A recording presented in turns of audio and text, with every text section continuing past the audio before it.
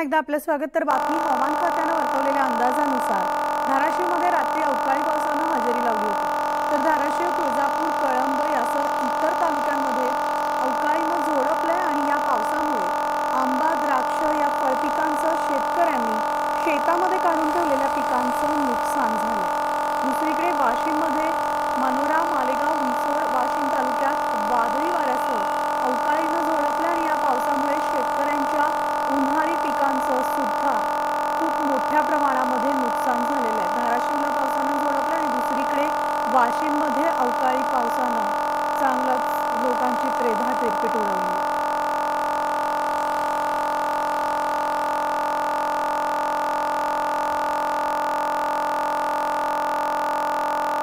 विदर्भामध्ये आणखी 2 दिवस गारपीट होईल असा अंदाज हवामान खात्याने वर्तवला आणि गेल्या काही दिवसांपासून विदर्भामधील अनेक भागांमध्ये अवकाळीसह गारपीट होते। मध्य राजस्थानमध्ये वाऱ्याची चक्रीय स्थिती निर्माण झाल्याने त्याचा परिणाम विदर्भामध्ये जाणवतो। त्यामुळे आता